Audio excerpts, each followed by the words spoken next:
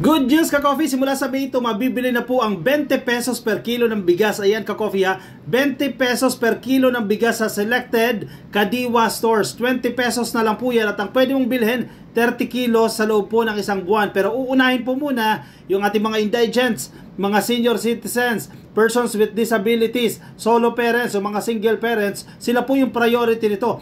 20 pesos per kilo ng bigas, mabibili mo na lang yan.